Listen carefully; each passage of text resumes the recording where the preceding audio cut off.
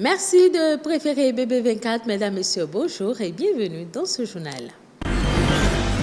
Composant essentiel de l'héritage culturel africain, les cicatrices ethniques ou raciales tendent à disparaître. Effet de mode ou est-ce le fruit du hasard? On en parle. Le secteur industriel est reconnu comme important dans la valeur ajoutée d'une économie, mais comment ce secteur peut contribuer à dynamiser l'économie béninoise? Un consultant industriel va nous éclairer.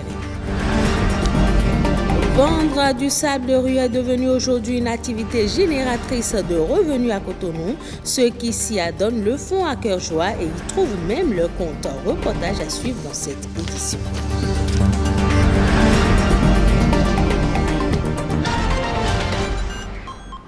Bienvenue dans ce journal. Autrefois, symbole d'appartenance à une tribu, les cicatrices raciales ont représenté à travers l'histoire un tissu capital de la culture noire africaine. Aujourd'hui, elle disparaît peu à peu des visages. Les jeunes semblent ne plus porter de cicatrices et chez certaines personnes âgées, elles se confondent aux rides des paupières. Pourtant, les cicatrices raciales étaient une carte d'identité. Lucrèce Amoussoui et Alessandra Diotan se sont intéressés au sujet. Voici le reportage. Justin Nata est cadre de l'administration béninoise. Natif de l'ère culturelle Otamari dans le nord Bénin, il arbore fièrement ses cicatrices en forme de scarification et qui balaient tout son visage. Chez les Betamaribé, les cicatrices s'appliquaient sur le visage entre 2 ans et 3 ans. Ces traits dessinés sur le visage de l'individu et propres à chaque communauté renseignent à première vue sur ses origines.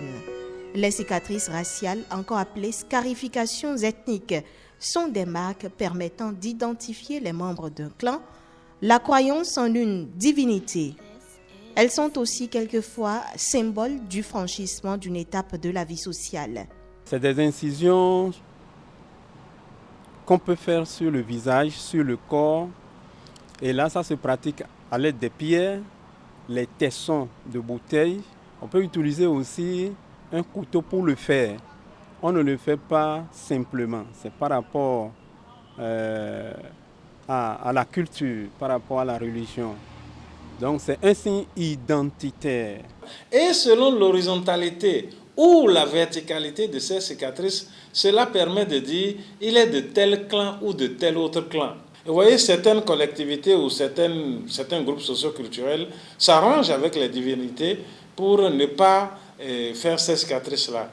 D'autres ne le font plus du tout parce qu'ils veulent être collés à la modernité.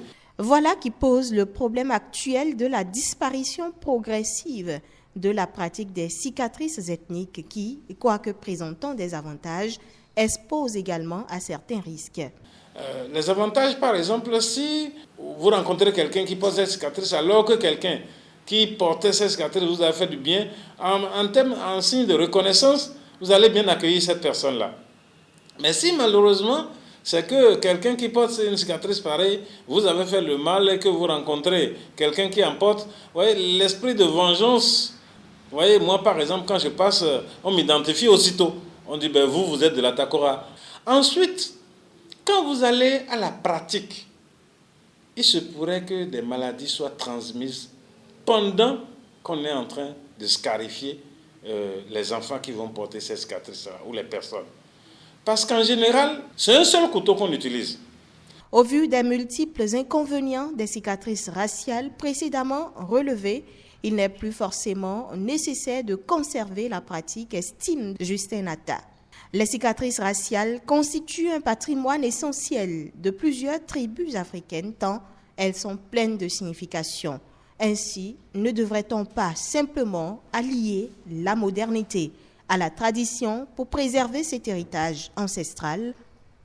Comment contribuer efficacement au développement industriel au Bénin est l'une des missions du secteur industriel, un secteur reconnu comme important dans la valeur ajoutée à l'économie, mais de l'extension de l'outil industriel aux contraintes liées à la disponibilité, à la qualité et au coût des facteurs de production. Que faire pour dynamiser l'économie nationale en prenant appui sur le secteur industriel?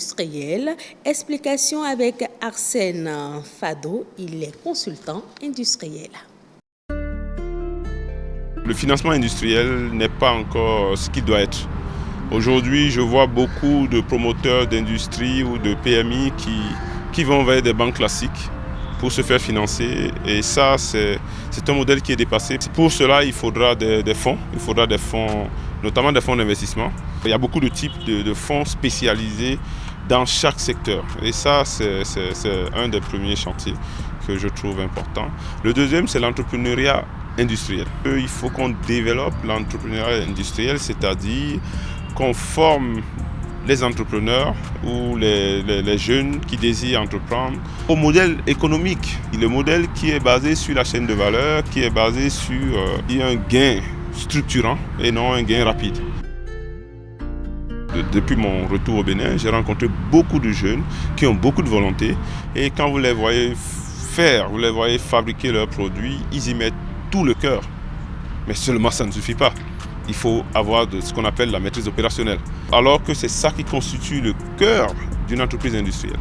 C'est la maîtrise des opérations, la maîtrise du process. Tous ces aspects sont des aspects qu'il faut, ma foi, renforcer lors des formations à l'entrepreneuriat. L'industrie collabore avec tous les autres secteurs de la vie. Vous n'avez pas besoin qu'un industriel soit encore en train de se gêner pour le transport. Il y a des transporteurs spécialisés. Il faut les laisser pour que l'économie tourne, pour que chacun ait son gain et que le système tourne. Mais il faut penser à des microzones pour que, à petite échelle, les gens voient déjà ce que c'est que Globibé. Et puis, l'autre chose aussi, il faut qu'on pense à intégrer les opérateurs en tant que support, les opérateurs économiques locaux en tant que support par rapport à la zone. Donc du coup, ça suppose qu'il y ait une plateforme qui permette aux industries qui s'installent à nouer des partenariats, des contrats de prestation de services. Et comme ça permettra à tout l'écosystème de fonctionner. Vendre du sable de rue, une activité génératrice de revenus. Face aux difficultés économiques quotidiennes, de nombreux jeunes béninois ne cessent de développer des idées. Ils ramassent et vendent du sable de rue, une activité de plus en plus en vogue à Cotonou et environ. Ainsi, il est parfois aisé de voir des jeunes munis de pelles, de balais, de sacs, transformés en agents d'entretien le temps d'une activité. Anno Adadja s'est intéressé au sujet. On suit ensemble son reportage. Des sacs qui contiennent du sable exposé à la vente pour diverses raisons. Un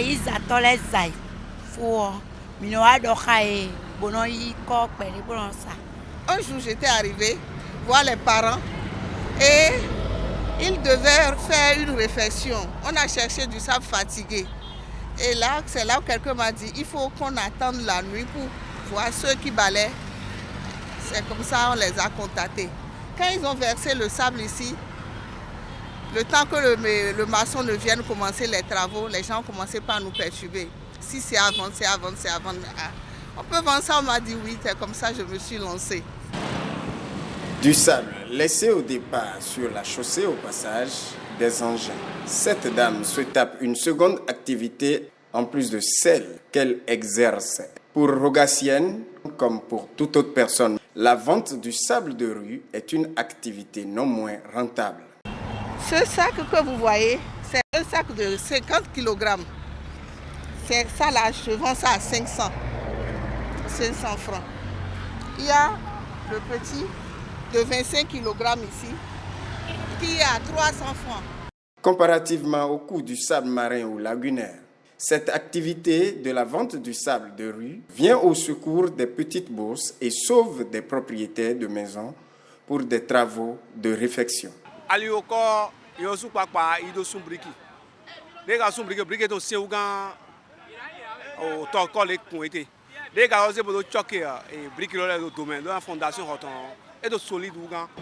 Et pourtant, ce sable serait peu recommandé. On a eu à utiliser des solutions lavantes pour laver ce genre de sable. Et on constate que la couleur de la solution lavante n'est pas vraiment la couleur adéquate que l'eau devait avoir pour qu'on puisse utiliser ce sable pour les constructions. Moi, je ne conseille pas à aucun client de payer les sables de rue. Parce que les sables de rue, là, il y a des huiles à moteur qui coulent dessus. Ça ne peut pas tenir le ciment. Comme il est dans ils sont briqués. À ce que je sache, le sable qui doit être utilisé pour les travaux de construction, ça doit être un sable propre, sans impuretés, sans matière organique.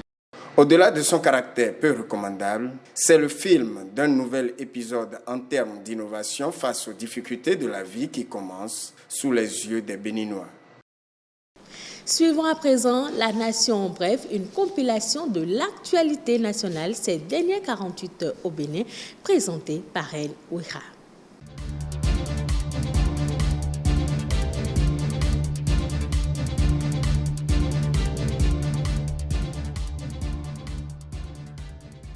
« 131 milliards de francs CFA, c'est le montant que prévoit le gouvernement béninois au profit de 4 projets pour le compte du programme d'investissement en milieu rural. Il s'agit du projet Équité cofinancé par la Banque mondiale, du projet de réalisation de 19 systèmes d'approvisionnement en eau potable multi-village sur le financement du budget national et du programme Aquavie pour un montant total de 132 milliards de francs CFA. Au fur et à mesure que des efforts sont faits pour améliorer l'accès à l'eau potable en milieu rural, celui urbain ne sera pas laissé pour compte.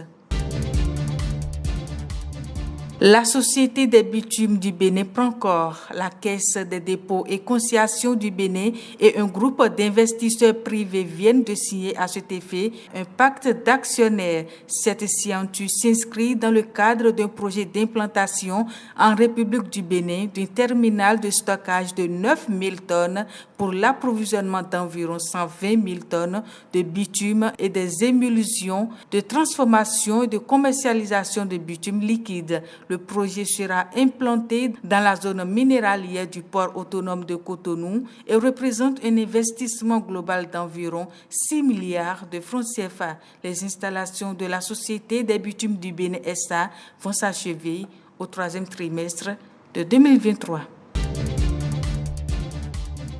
Et puis, polémique autour de la campagne de commercialisation du soja, les ministres en charge de l'agriculture et du commerce sensibilisent les producteurs agricoles, les commerçants de produits agricoles et les transformateurs à Aplahoué, Didja, Ketou, Savet, Djougou et Ndali. Le 21 décembre dernier, en conseil extraordinaire, le gouvernement a décidé de mettre fin à la pratique de fixation du prix plancher de certains produits agricoles, notamment le soja, le cajou et le karité. C'est donc au regard des incompréhensions, des plaintes enregistrées et la confusion entre prix plancher et prix de cession homologués que Gaston Kossir Dossoui et Alimatou Chadia Assouman sont descendus sur le terrain. Selon leurs explications, l'État n'a jamais fixé le prix plancher.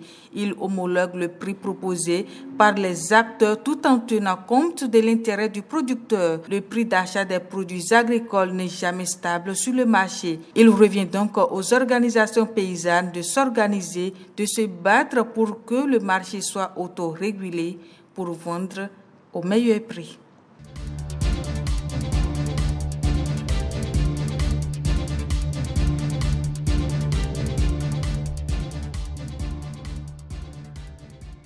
Au Nigeria, la Banque africaine d'import-export a procédé à l'inauguration d'un centre africain d'assurance qualité d'un coût global de 10 millions de dollars. L'infrastructure va permettre de renforcer la sécurité alimentaire du pays. L'initiative vise notamment à réduire les rejets de produits alimentaires nigérians pour cause de non-conformité aux exigences sanitaires sur les marchés étrangers.